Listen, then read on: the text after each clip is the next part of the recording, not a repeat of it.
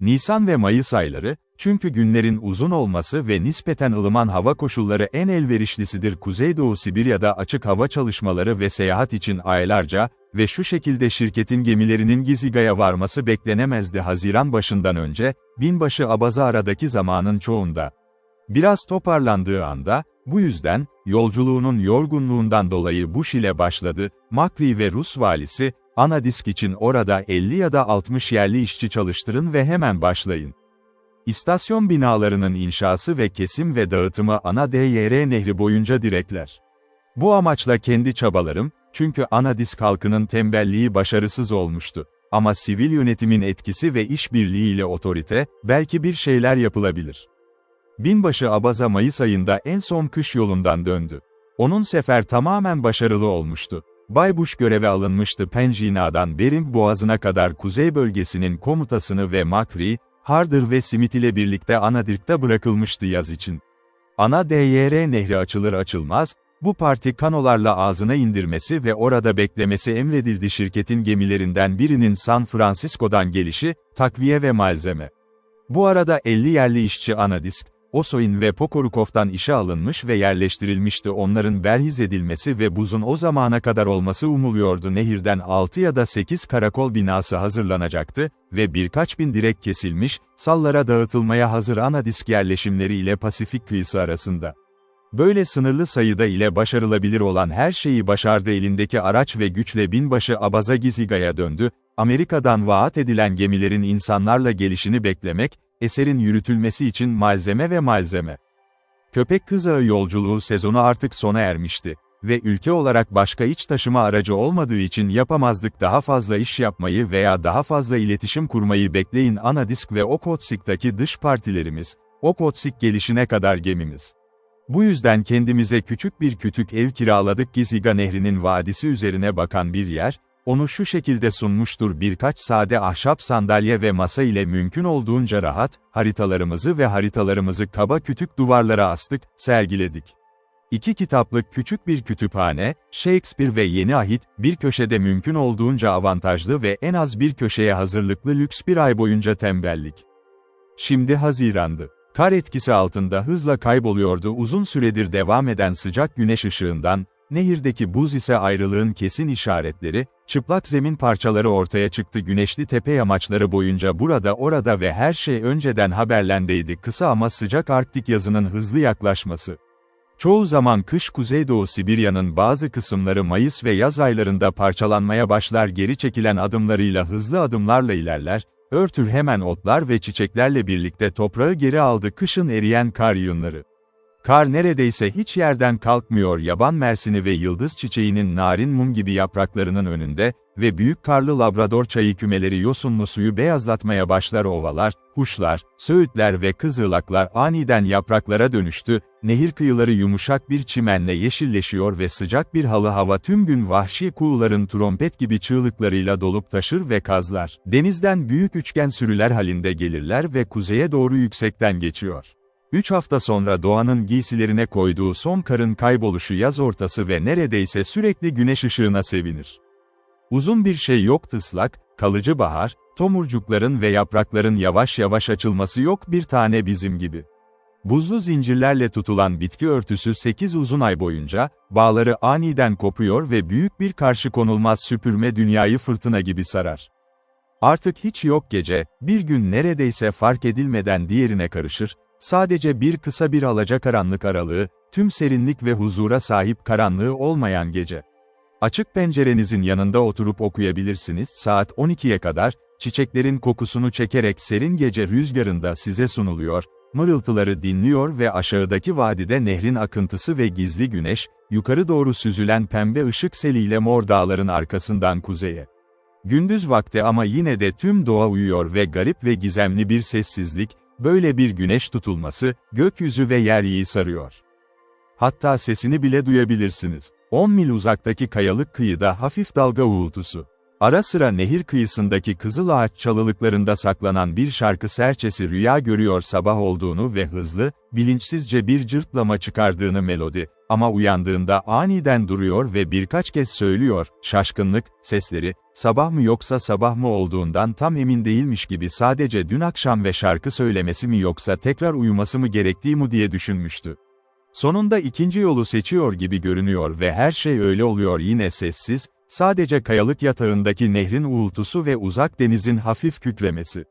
Saat birden kısa bir süre sonra parıldayan bir güneşin bir parçası uzaktaki bulut gibi zirveleri arasında belirir dağlar, yeşil çiğli bir ışık aniden altın ışık parlıyor manzara, küçük serçe Kızılağaç çalılığındaki zaferle ele geçiriyor yine tamamlanmamış şarkısı, ördekler, kazlar ve su kuşları bataklık düzlüklerden gelen sert uyumsuz çığlıklarını yeniliyorlar. Nehir ve tüm canlı doğa aniden bir bilinçle uyanır gün ışığı, sanki yeni bir şeymiş gibi. Gece olmadı. Ama öyle başka bir gün. Daha önce hiç kutup yazını yaşamamış gezgin ve Sibirya'yı sonsuz kar diyarı olarak görmeye alışkın olan biri. Ve buz, ani ve harika olanlara şaşırmaktan kendini alamıyor. O ülke genelinde hayvan ve bitki yaşamının gelişimi Haziran ayı ve kıştan hızlı geçiş yaz birkaç kısa hafta içinde geçiyor. Haziran başlarında Giziga civarında sık sık seyahat etmek mümkündür. Köpek kızakları varken, aynı ayın sonunda ağaçlar tamamen yere bakmış tam yaprak, çiçek, ineksi çağı, Buttercup, Valerian, Cinquefoil ve Labrador çayı, yüksek ovalarda ve nehirde her yerde çiçekler açıyor bankalarda ve öğle vakti termometre sık sık 70 derece Fahra ulaşır. Shadow, yaygın kabulde bir kaynak yoktur, şu noktada hepsini. Karın kaybolması ve bitki örtüsünün ortaya çıkması şunlardır neredeyse eş zamanlı olarak, ve tundralar veya yosun bozkırları olsa da, bir süre suyu doymuş bir sünger gibi tutmaya devam ediyorlar, çiçekler ve açan yaban mersini çalılarıyla kaplıdır ve hiç göstermez yakın zamanda sona eren uzun, soğuk kışın izleri. Daha az 1860'ta karın kayboluşundan bir ay sonra yaklaşık 5 dönüm genişliğinde yüksek bir ovadan, Keğin ağzına yakın Giziga Nehri, 60'tan fazla çiçek türü. Hayvan yaşamı türleri de ortaya çıkmada aynı derecede hızlı. Buzdan çok önce kıyı boyunca körfezlerden ve körfezlerden çıktığında, göçmen kuşlar denizden büyük sayılarla geliyor.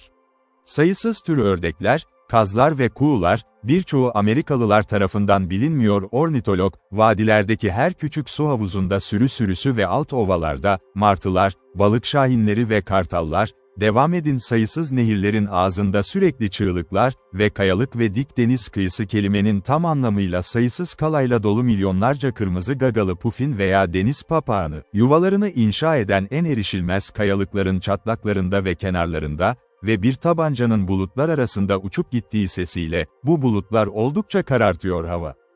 Bu yırtıcı ve sucul kuşların dışında, birçok başka kuş da vardır alışkanlıkları o kadar da sosyal olmayan ve dolayısıyla, daha az dikkat çeker. Bunlar arasında ortak ahır ve baca bulunmaktadır kırlangıçlar, kargalar, kuzgunlar, sağanlar, plover, ptermigan ve Ruslar tarafından, teteref olarak bilinen bir tür tokuş. Sadece bir tane bildiğim kadarıyla şarkı söyleyen kuş kırsalda bulunuyor ve bu, daha kuru bölgelerde sık sık bulunan küçük yer serçesi türüdür ve Rus yerleşimlerinin yakınında daha fazla çimenli ovalar vardı. Giziga köyü, geçici olarak kurduğumuz yer. Merkezi, belki 50 ya da 60 düz küçük bir yerleşimdi. Giziga nehrinin sol kıyısında yer alan küçük evler, 8 veya Körfez'den 10 mil uzaklıkta. O dönemde en önemlilerden biriydi ve Okhotsk denizi kıyısında gelişen yerleşimler ve Kuzeydoğu Sibirya'nın kuzeydeki tüm ticaretini kontrol ediyordu. Ana DYR ve batıda Okhotsk köyüne kadar uzanır. Burası konuttu yerel bir vali, 4 ya da 5 Rus'un karargahı tüccarlar tarafından ziyaret edilirdi ve her yıl bir devlet ikmal gemisi tarafından ziyaret edilirdi ve zengin Amerikan evlerine ait birkaç ticaret gemisi. Nüfusu ağırlıklı olarak Sibirya Kazakları ve Rusya'nın özelinden zorunlu göçmenlerin torunları zorla yurt dışı edilme karşılığında özgürlüklerini aldılar. Sibirya ve Kamçatka'nın diğer yerleşim sakinleri gibi, onlar da geçimlerini esas olarak balıklara bağlıydılar. Ama ülke av hayvanlarıyla bolca doluydu ve vadideki iklim ve toprak Giziga Nehri, daha dayanıklı türlerin yetiştirilmesine izin verdi. Bahçe sebzeleri, durumları şüphesiz çok daha iyiydi. Rusya'nın özünde olurdu. Tamamen özgürdüler, olabilir mi zamanlarını ve hizmetlerini istedikleri gibi ve işe alım yoluyla kullanırlar kendilerini ve köpek kızaklarını kışın Rus tüccarlara gönderirler, basit şeylerle kendilerini sağlayacak kadar para kazandılar yıl boyunca çay, şeker ve tütün gibi lüksler. Mesela Sibirya'nın tüm sakinleri ve hatta tüm Ruslar gibi, onlar son derece misafirperver, iyi niyetli ve yardımseverdi ve uzun sürede rahatlığımıza ve eğlencemize az da olsa katkı sağladığı uzak izole hallerinde geçirmek zorunda kaldığımız aylarca yerleşim. Çok az ziyaret edilen bir köyde Amerikalıların varlığı yabancılar gibi Giziga toplum üzerinde çok canlandırıcı bir etkiye sahipti ve sakinler deneyle bu seçkin konaklama sahipleri, onurlarının altında olduğunu düşünmüyorlardı. Prostoy narod, yani sıradan insanlarla ilişki kurduklarını bastırdılar. Çay partileri ve akşam dansları için davetlerle. Görmek için sabırsızlanıyorum halkın hayatından daha fazlasını ve bunu yapacak her şeyi yapmaktan memnuniyet duyarım monoton varoluşumuzu çeşitlendirdik, her şeyi kabul etmeye özen gösterdik böyle bir davet aldık ve birçok dans vardı Arnold ve ben binbaşı ve Rus yokluğunda katıldık Anadirk'ta vali. Kazak Yagor'a ne zaman olduğunu sormak için hiç fırsatımız olmadı başka bir dans olacaktı. Soru ise şuydu, nerede bu gece dans etmek için mi var? Çünkü kesinlikle olacağını biliyorduk bir yerde bir yer olacağını ve sadece evin olup olmadığını bilmek istedi. Tavanı güvenliğini sağlayacak kadar yüksek olacaktı kafamız. İnsanları davet etmek saçma bir fikir gibi görünüyor Ruscik dansı odasında çok alçak bir odada dans ediyor dik durmak için ortalama boy, ama hiç de öyle görünmüyordu Giziga'da ve gece gece bu coşkulu zevk arayıcıları 7'ye 9 boyutlu bir odada bir müzik eşliğinde zıplarlardı. Çılgın keman ve iki telli gitar, birbirinin ayak parmaklarına basıyor ve en neşeyle başlarını tavana vurmak düşünülebilir bir soğukluk. Bu dans partilerinde Amerikalılar hep içten bir karşılama aldılar ve meyveler, siyah ekmek ve çay, ta ki artık yemek yiyip dans edemeyene kadar. Ancak bazen Sibirya misafirperverliği, en hafif tabirle böyle olmayan bir biçim aldı tamamen hoştu. Örneğin, bir akşam Dod ve ben davet edildik Kazaklardan birinin evinde bir tür eğlenceye ve böyle durumlarda alışılmış olduğu gibi, ev sahibimiz önümüze bir düz koydu öğle yemeği, siyah ekmek, tuz, çiğ dondurulmuş balık ve küçük bir karabiber sosu şişesinin yaklaşık yarısı dolu sıvı vardı, bunu vodka olarak ilan etti. Yerleşimde içki olmadığını bilmek, sadece Dod, nereden elde ettiğini sordu. Açıkça yanıtladı bir takastan aldığı bir şey olduğu için utanıyordu önceki düşüşte gemiyi ve davalar için ayırmıştı acil durum. Bir Kazak olduğuna inanmıyordum Kuzeydoğu Sibirya'dan bir şişe ayırtabilecek bir kişi böyle bir süre boyunca ve onun açık olduğu göz önüne alındığında huzursuzluk için, sıvıyı içmeyi reddetmeyi en iyisi olarak düşündük ikramlar ve daha fazla soru sormama. Vodka olabilir ama şüpheden arınmış değildi. Eve döndüğümüzde oğlumuzu aradım ve Kazak'ın içkisi hakkında bir şey bilip bilmediğini sordu, nasıl onu elde etti ve o mevsimde nereden geldiğini bildim, Rus tüccarların hiçbiri satacak bir tane bulundurmadı. Çocuk tereddüt etti bir an vardı, ama yakından sorgulandığında gizemi açıkladı. O içkinin bizim olduğu anlaşılıyordu. Ne zaman sakinlerden biri köy, özellikle sık sık yaptığı gibi, bizi ziyaret etmeye geldi tatillerde her birine bir içki vermek gelenekti. Bu gelenekten faydalanarak, dostumuz Kazak kendine küçük bir şişe ver, boynuna astı ipi kürkünün altına gizleyip evhernah, sonra da görünüşte tebrik etmek amacıyla bizi bir Rus tatili üzerine. Tabii ki ödüllendirmemiz bekleniyordu bu ilgisiz sosyallik ve içki. Kazak yutkunacaktı ateşli şeylerden elinden geleni ve sonra mümkün olduğunca fazlasını tutmayı ağzında korkunç bir yüz ifadesi yapar, yüzünü bir tane ile kapatır el sanki içki çok güçlüymüş gibi ve aceleyle mutfakta su almak için. Gözlemden güvence altına alınır çıkmaz şişesini çıkarır, son ağzını koyardı yutmadığı içkiye ve birkaç dakika sonra tekrar misafirperverliğimiz için teşekkür ederim ve vodkamız. Bu manevrası bilinmeyen bir süre boyunca bizim masrafımıza pratik yapıyordu ve sonunda neredeyse bir pint biriktirdim. Sonra utanmadan bir cesaret gösterdi bu yarı yutmuş vodkanı eski bir biber sosuna koymak için ve bunun o zamandan beri ayırdığı bir şeymiş gibi davranmak önceki sonbaharda acil durum vakaları için. İnsan küstahlığı gidebilir mi? Daha mı ileri? İlk dönemde yaşanmış bir başka olaydan bahsedeceğim Giziga'daki ikametimizin bir ayı ve bu başka bir dönemi gösteriyor popüler karakter, yani aşırı batıl inanç. Otururken bir sabah evde, çay içerken, Kolmogorov adında bir Rus kazakının ani girişi. Öyle görünüyordu alışılmadık derecede ayık ve endişeli olmak ve hemen yaptıktan sonra eğildi ve günaydın dedi, Kazakımız Vyushin'e döndü ve alçak bir sesle ona bir şey anlatmaya başladı, ki bu az önce gerçekleşti ve ikisi için de büyük ilgi çekici görünüyordu. Borçlu dil bilgim eksik ve düşük tonla konuşma devam etti, ne demek istediğini anlayamadım, ama Kolmogorov'un Vyushin'in ona bir kıyafet verdim, bunun bir atkı olduğunu anladım tıpıt. Vyushin hemen bir köşedeki küçük dolaba gitti. Kişisel eşyalarını sakladığı oda, büyük bir fok derisi torbasını çıkardı ve içinde aramaya başladı. İstenilen makale. 3 ya da 4 çift kürkbot çıkardıktan sonra, bir som parçası, birkaç köpek derisi çorap, bir balta ve bir demet sincap derisiyle sonunda zaferle yarım yarı sert tuttu eski, kirli, güve tarafından yenmiş yün tipetin ve onu Kolmogorov, eksik parçayı aramaya devam etti. Bu da o şu anda bulunan, mümkünse daha kötü bir koruma durumunda bulunmak, diğeri. Sanki çantada bulunmuş gibiydiler. Zavallı bir bez toplayıcı, onları bir çukurdan çıkarmıştı 5 puan. Kolmogorov iki parçayı birbirine bağladı, sardı dikkatlice eski bir gazetede Vyushin'e zahmeti için teşekkür etti ve, büyük bir rahatlama havasıyla tekrar bana eğildi ve dışarı çıktı. Merak ediyorum böyle yıpranmış, kirli, yıpranmış bir eşyaya ne faydası olabilir aldığı kıyafetler gibi Vyushin'e başvurdum.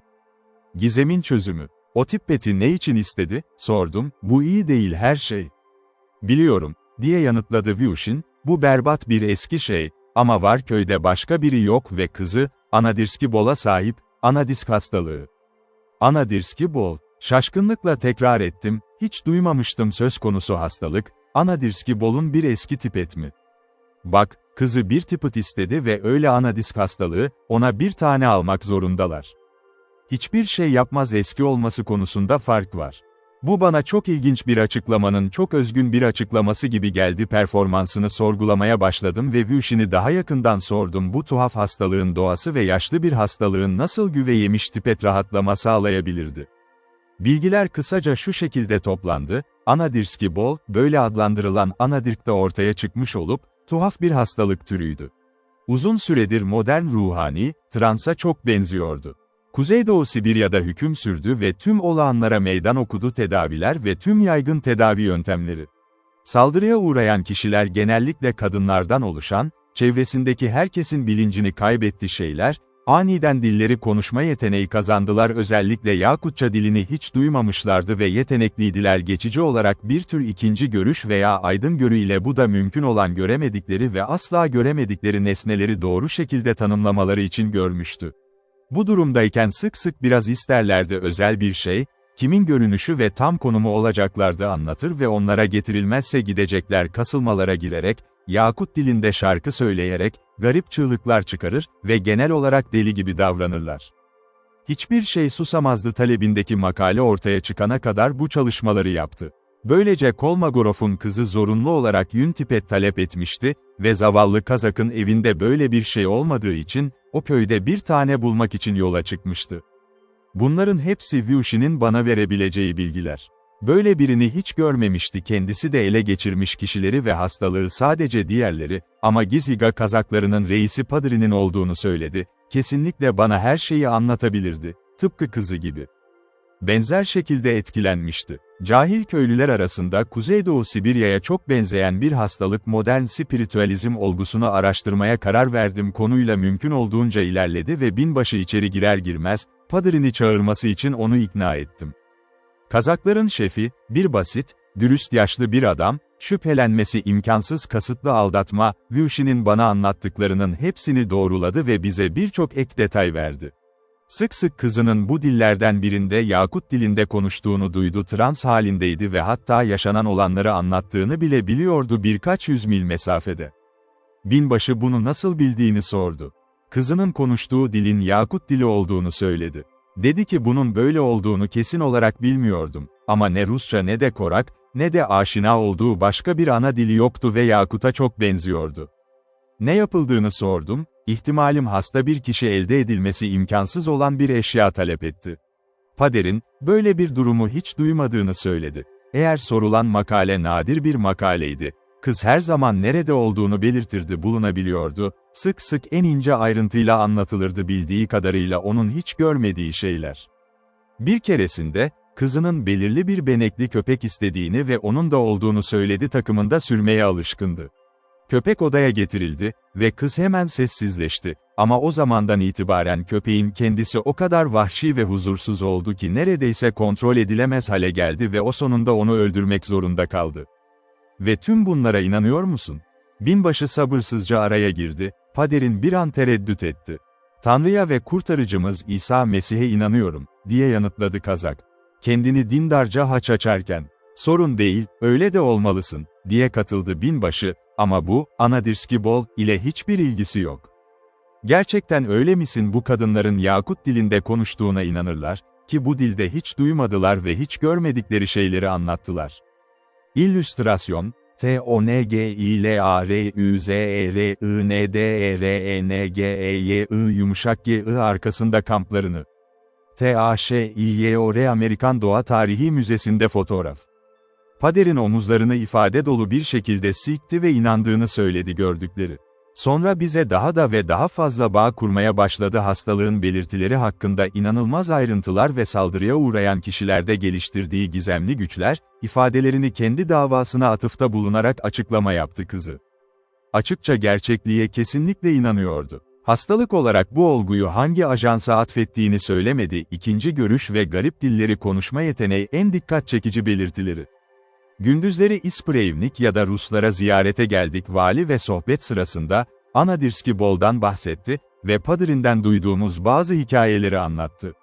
The Isprevnik, tüm konularda, özellikle de bu konuda şüpheci, şöyle dedi, hastalığı sık sık duyduğunu ve eşinin buna kesinlikle inanıyordu. Ama onun görüşüne göre bunun bir aldatmaca olduğunu düşünüyordu, ki ağır bedensel cezadan başka bir muamele hak etmedi.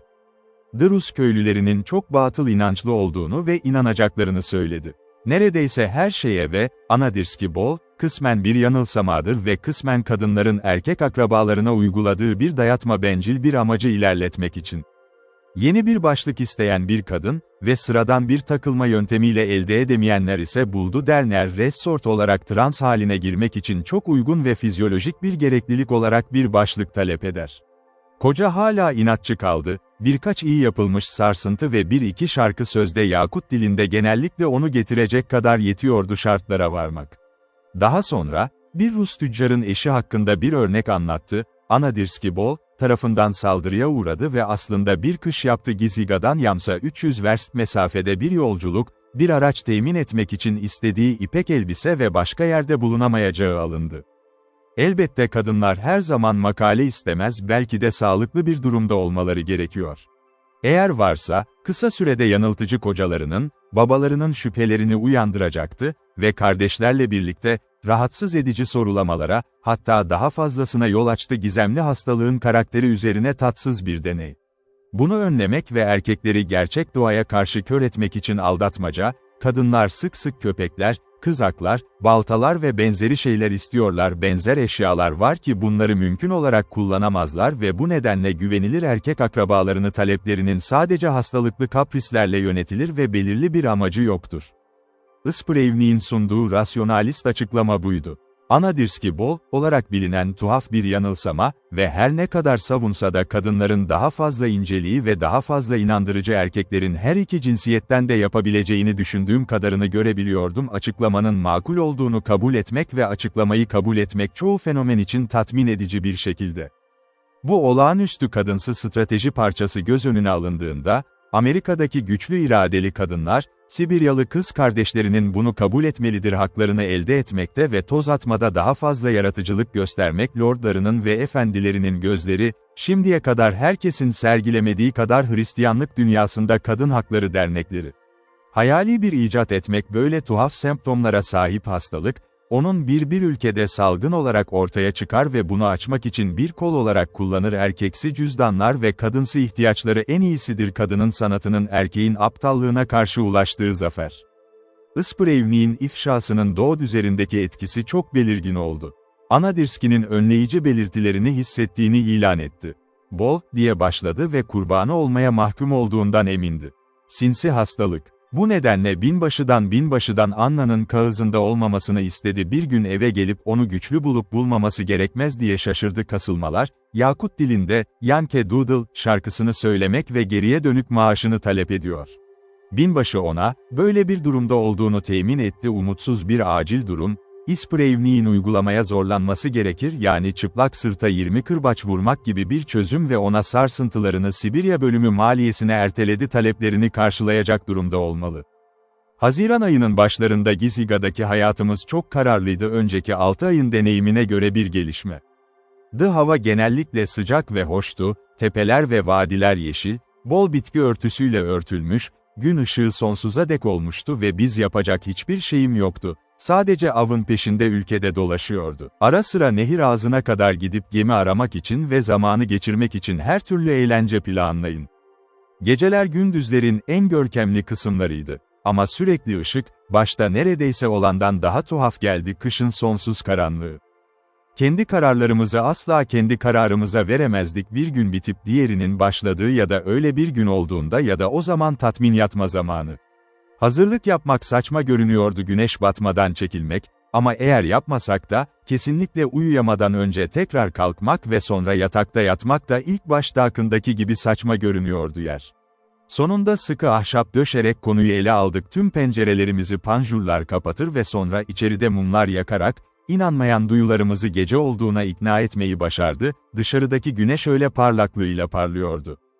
Ne zaman ancak uyandığında başka bir zorluk ortaya çıktı. Yatmaya gittik mi? Bugün mü? Yoksa dün müydü? Şimdi saat kaç? Bugün, dün ve yarın her şey karışmıştı. Neredeyse imkansız bulduk, birini diğerinden ayırt et. Kendimi defalarca 2 tane yaparken yakaladım. 24 saat içinde günlüğümdeki kayıtlar, 2 gün geçtiğine dair yanlış bir izlenim. Gizicinsk körfezinden buz tamamen çıktığında, gemiler girmesi bekleniyordu. Binbaşı Abaza birçok kazakı nehrin ağzında konuşlandırılır, gece nöbeti ve yelkenler için gün ve eğer biri çıkarsa hemen bizi uyar. 18 Haziran'da ticaret brigatı Hallie Jackson, Boston'dan W.H. Boardman körfeze girdi ve gelgit gelir gelmez izin verildiğinde, yükünü boşaltmak için nehir ağzına girdi. Bu gemi bize büyük dış dünyadan ilk haberi getirdi ki biz 11 aydan fazla süredir almıştık ve gelişi hem Ruslar hem de Amerikalılar tarafından büyük bir coşkuyla karşılandı. Köy nüfusunun yarısı aceleyle Kıvarı'nın ağzına doğru geldi. Nehir, bir geminin geldiği ve birkaç gün boyunca iniş yeri alışılmadık bir hareketlilik sahnesiydi ve heyecan. Jackson bize bu konuda hiçbir bilgi veremedi. Şirketimizin gemilerine de ulaştı, ancak San'dan ayrılırken Francisco'da Mart ayında hızla yükleniyor ve donatılırdı.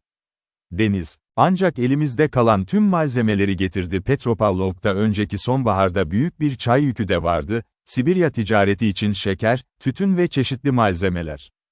Kış deneyimimizle paranın kullanılamayacağını fark etmiştik. Yerleşimler dışında, yerli işçiler için ödeme avantajı sağlandı. Okhotsk, Gishiga ve Anadisk ve çay, şeker ve tütün evrensel tüketim nedeniyle her açıdan tercih edilirdi. Ülke genelinde bu ürünlerin yüksek fiyatı ve kış aylarında komuta edildi. Bir işçi ya da araba sürücüsü, kim bir aylık iş için 20 ruble para talep etmek, tamamen ona 8 pound çay ve 10 pound şeker verirsek tatmin olur onun yerine ve ikincisi bize sadece 10 ruble tuttuğu için tüm harcamalarımızda yarı bir tasarruf. Bu gerçeği göz önünde bulundurarak, binbaşı Abaza, mümkün olduğunca az para harcamaya ve masrafları ödemeye kararlıydı. Mevcut oranlarla ürünlerde emek işi var. Buna göre Jackson'ın beyaz hükümet dergilerinde sakladığı soğaf-sugar, yaklaşan kışta para yerine kullanılıyordu.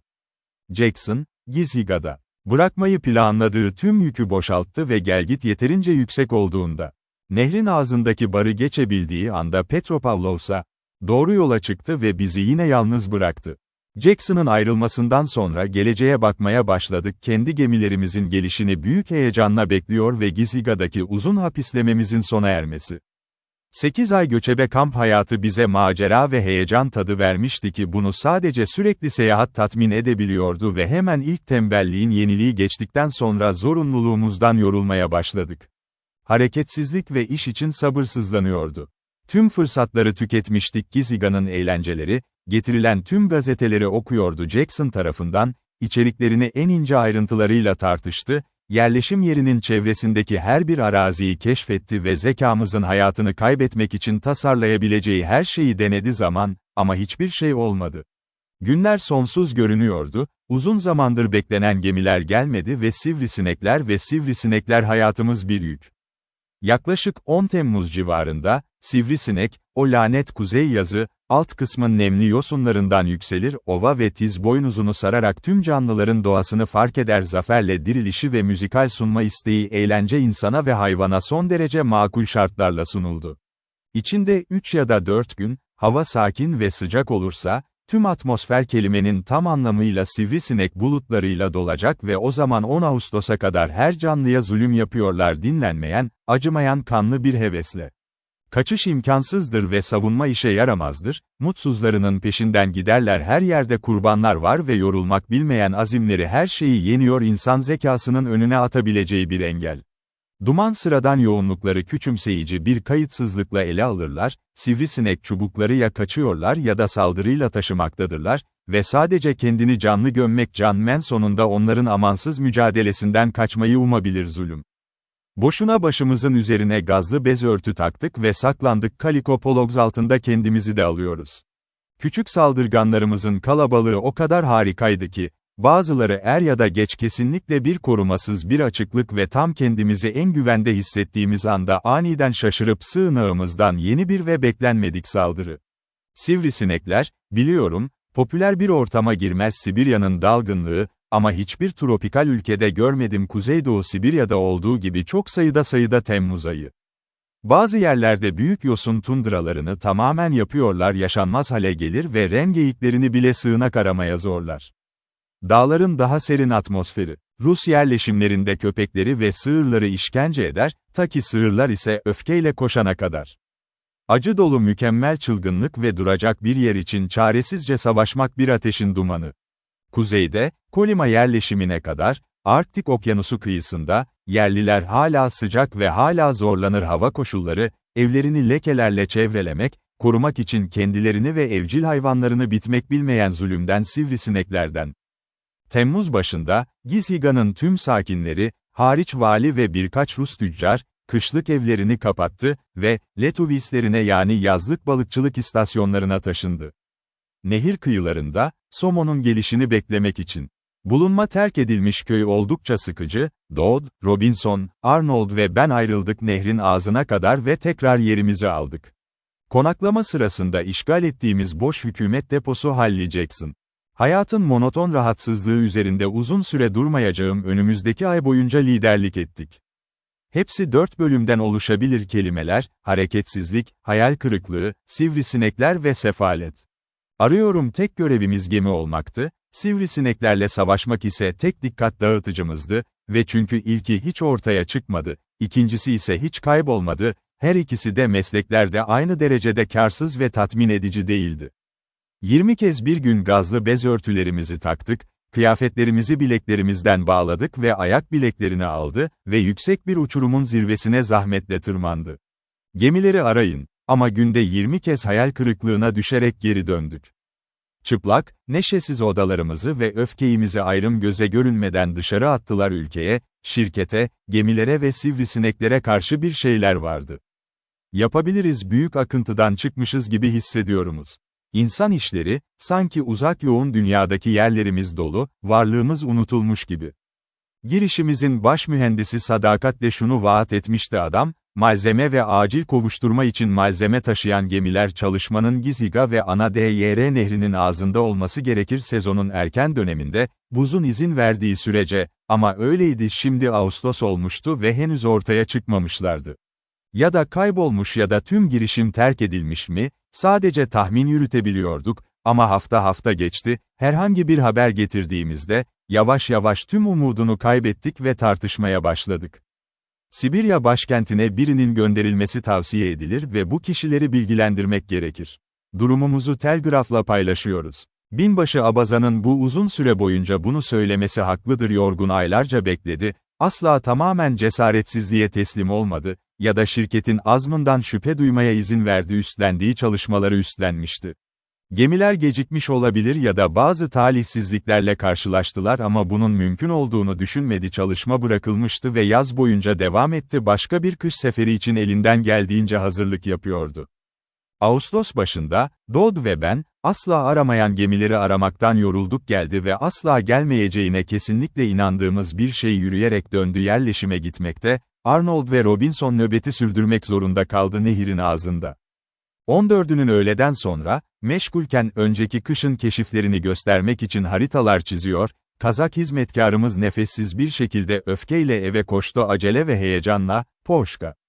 Sudna. Bir top, bir gemi. Arnold'un 3 top atışının işaret olduğunu bilerek ve Robinson'a bir gemi görülürse için yardım yapması talimatı verilmişti. Körfeze girerken, aceleyle dışarı koştuk ve hevesle dinledik ikinci bir rapor için. Uzun süre beklememiz gerekmedi. Bir başka soluk, donuk deniz feneri yönünde patlama sesi duyuldu, ardından bir an aralığı 1/3 arttı, bu da şüpheye yer bırakmaz, uzun zamandır beklenen gemiler gelmişti. Büyük bir heyecanın içinde bir kano aceleyle hazırlanıp denize indirildik, ayı derisine oturduk, en altta, Kazak kürekçilerimize itmelerini emrettik.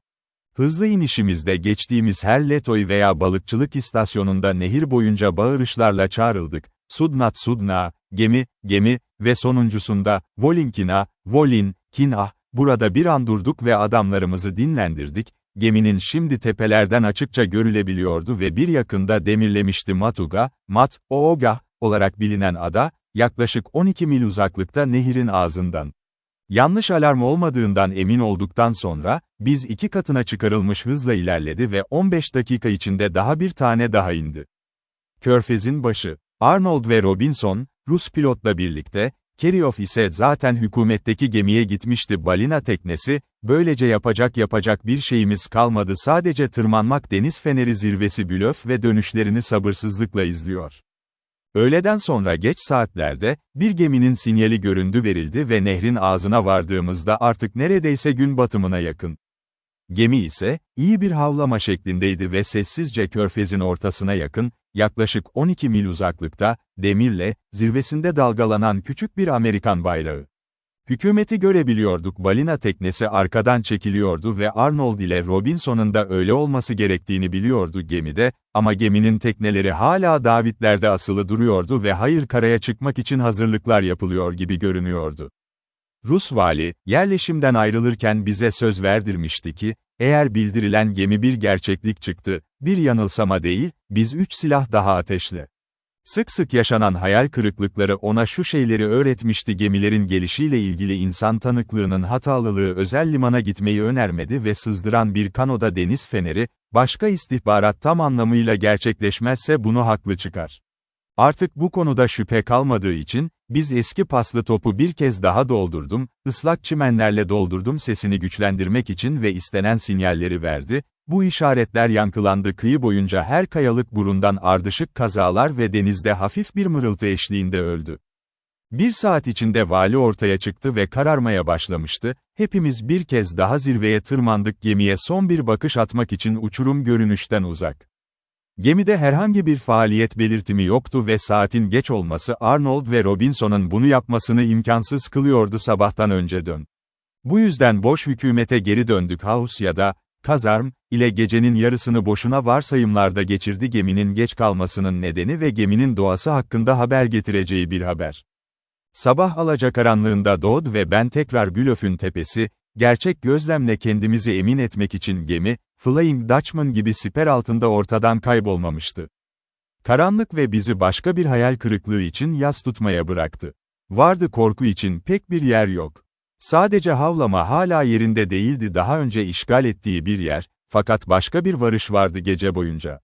Görünüşe göre 2000 yılında büyük 3 direkli bir buharlı gemi. Tonlarca, yakında bekliyordu ve 3 küçük tekne görülebiliyordu. Birkaç mil uzaklıkta, hızla nehrin ağzına doğru çekiliyordu. Bu keşfin yarattığı heyecan büyüktü. Dodd aceleyle konuştu, öfkeyle tepeden aşağı kazarma doğru inerken, binbaşıya bağırarak şöyle: körfezde bir buharlı gemi vardı ve o tekneler 5 mil mesafedeydi. Deniz feneri. Birkaç dakika içinde hepimiz bir grup halinde toplandık. Uçurumun en yüksek noktası, gizemli buharlı gemi, böylece bizi şaşırtmıştı ve izliyordu teknelerin yaklaşması. Bunların en büyüğü şimdi 3 mesafedeydi, mil mesafesi ve gözlüklerimiz uzun ve düzenli mesafede ayırt etmemizi sağlıyordu. Küreklerinin süpürülmesi, bir savaş gemisi mürettebatının alışılmış vuruşu ve sap levhaları, Rus subaylarının tuhaf omuz askıları. Buharlı gemi açıkça büyük bir savaş gemisiydi. Ancak onu o uzak ve sıkça ziyaret edilmeyen o bölgeyi tahmin edemeyeceğimiz. Yarım saat sonra 2 tekne deniz fenerinin yanındayken blöf yaptık ve biz iniş yerine inip onlarla bir halde karşılaştık, hayal bile edilemeyen bir heyecan. 14 ay geçmişti evden ve mektuplar alma ihtimalini duymuştuk, bir kez daha işe gitmek, alışılmadık bir bahaneydi heyecan. En küçük tekne ilk kıyıya ulaşan tekne oldu ve kumlu plajda sürtünüyordu. Mavi deniz üniforması giymiş bir subay sıçraydı, kendini Rus-Amerikan gemisi kaptanı Satın olarak tanıttı. Telegraf Company'nin havlaması Clara Bell, San Francisco'dan 2 ay uzakta, hattın inşası için adamlar ve malzeme ile birlikte bulundu. "Nerede oldun, bütün yaz boyunca kaldın?" diye sordu binbaşı, majör ile el sıkışırken. "Kaptan, Haziran'dan beri seni arıyoruz ve yaklaşık çalışmanın terk edildiğine varmak." Kaptan Satın şirketin tüm gemilerinin geç kaldığını söyledi. San Francisco'da da bir süre gözaltında tutulduğunu belirtti. Petropavlov, mektuplarında açıklanan koşullar nedeniyle. "Hangi buharlı gemi Clara Bell'in ötesinde demirde mi yatıyor?" diye sordu binbaşı. "Bu, Japonya'dan Rus korveti Varak. Ama o nedir, burada ne yapıyor?" "Neden?" dedi kaptan sorgulayıcı bir gülümsemeyle. "Sen bilmeli, efendim, anlıyorum ki emirler için sana rapor veriyor. Rus hükümeti tarafından yardım etmek üzere görevlendirildiğine inanılırım. Hattın inşası, en azından bana öyle söylenmişti." Petropavlov'da tanıştık. Üzerinde bir Rus komiseri var ve New York Herald gazetesinin muhabiri. Bu beklenmedikti haber. Rusya ve Birleşik Deniz Kuvvetleri Bakanlıklarının devletler, Bering Denizi'ne yardım etmek için gemi göndermeleri talimatı almıştı. Sondaj yapmaya ve kabloları döşemeye çalışan bir şirket Amerikan ve Sibirya kıyılarını görecektik, ama ikisini de görmeyi hiç beklememiştik bu gemilerden. Giziga'da yüklü bir kişinin eşzamanlı gelişi bark, bir buharlı korvet, bir Rus komiseri ve bir muhabir New York Herald'ın kesinlikle iş gibi görünüyordu ve biz kendimizi ve birbirimizi gelişen beklentiler için tebrik ettik. Sibirya tümeni. Korvetin teknesi bu sırada kıyıya ulaşmıştı ve sonrasında Bayan Ossov, Herald muhabiri Albay Knox ve İngilizce konuşan yarım düzine Rus subayıyla tanıştı. En akıcı bir akıcılıkla açmaya ve okumaya başladık. Uzun zamandır gecikmiş posta. Şirket ve şirketin işleriyle ilgili haberler, girişimin beklentileri oldukça tatmin ediciydi. Albay Bulkley, baş mühendis, kuzeye giderken Petropavlov'a uğramıştı ve oradan, Varak ve Clara Bell tarafından bize yazmıştı, hareketleri ve tutumları hakkında tam detaylar vardı. 3 Clara Bell, Palmetto ve Onward adlı gemiler gönderilmişti. San Francisco'dan Giziga'ya yaklaşık 60 kişilik ve büyük bir kuvvetle $60.000 değerinde çeşitli yükler. Bunlardan biri, Clara Bell, braketler ve yalıtkanlarla doluydu ve zaten vardı. Diğer ikisi ise komiser, tel, enstrümanlarla birlikte ve adamlar, yoldaydı. 30 subaydan oluşan 4. bir gemi ve işçiler, küçük bir nehir buharı ve tam donanımlı araçlar ve erzaklar ayrıca ana Dyr nehrinin ağzına gönderilmişti ve orada Teğmen Bush tarafından alınacaktı. Korvet Varak, Rus Donanması Bakanlığı tarafından kablonun döşenmesine yardımcı olmak üzere detaylandırıldı. Bering Boğazı'nın karşısında, ancak İngiltere'de sipariş edilen telgraf olarak, gelmemişti. Varak için özel bir şey yoktu ve Albay Bulkley onu Rus komiseri ile birlikte göndermişti. Giziga. 22 feet yüksekliğindeki büyük su suyu sayesinde güvenli bir şekilde 15 ya da 20 milden daha az mesafeye ulaşamıyordu. Okhotsk Denizi kıyısına ve tabii ki bize çok fazla yardım edemedi. Ama onun varlığı, gemide özel bir Rus komiseri varken, işimize bir tür devlet yetkisi verdi ve yaptırım, bu da yerel ile daha başarılı başa çıkmamızı sağladı. Yetkililer ve insanlar, aksi takdirde mümkün olmayacak bir şey vardı. Binbaşı Abazan'ın niyeti buydu, şirketten birinin gemiler Rus şehri ve eyaletine gitmek için gelmeliydi. Yakutsk, Lena Nehri üzerinde, orada 5 ya da 600 yerli ile savaşır, işçilere 300 at satın alın ve hattın tüm güzergahı boyunca dağılımlarını gösteriyordu. Tuhaf, ancak o dönemde Varak ve Clara Bell, Giziga'ya ulaştı, onun ayrılmasını neredeyse imkansız hale getirdi. İki gemi, Onward ve Palmetto, henüz gelmemişti. Büyük ve değerli yükler, kıyılar boyunca dağılımları Okhotsk denizini bizzat gözetlemek istiyordu. Bu nedenle, Yakutsik gezisini sonbaharın ilerleyen dönemlerine ertelemek ve bu arada iki gemi zaten yanında olduğu için elinden geleni yaptı yok etmek. Clara Bell, ayrıca braketler ve yalıtkanlar, bir ustabaşı ve 3 ya da 4 adam yolcu olarak getirildi ve binbaşı Azaza, bunları teğmen komutası altına göndermeye karar verdi. Arnold'dan Yams'a, yerli işçi tutmakla görevlendirildi. Mümkün ve hemen direkleri kesip hazırlama işine başlayacak karakol binaları.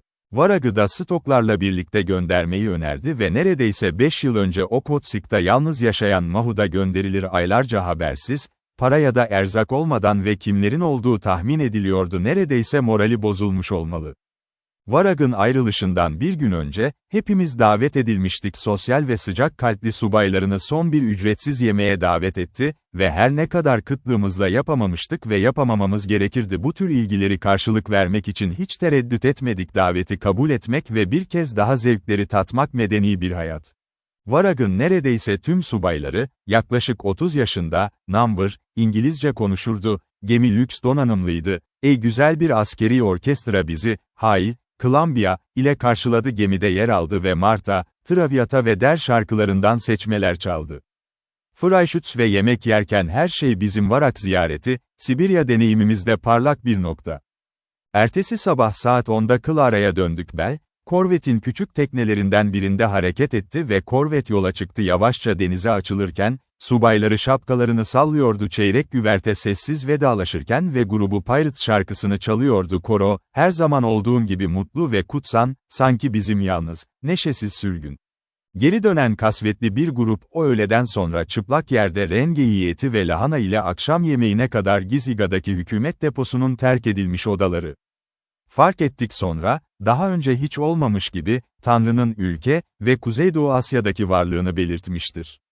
Varag, Clara ayrıldıktan sonra mümkün olan en kısa sürede Bell, nehrin ağzına getirildi, yükü braketlerle doluydu ve yalıtkanlar boşaltıldı, teğmen Arnold ve ekibi gemiye gönderildi ve 26 Ağustos'taki bir sonraki yüksek gelgitle birlikte Yams'a doğru yola çıktı ve San Francisco, Giziga'da sadece orijinal Kamçatkan kalan parti, Dowd, binbaşı ve ben.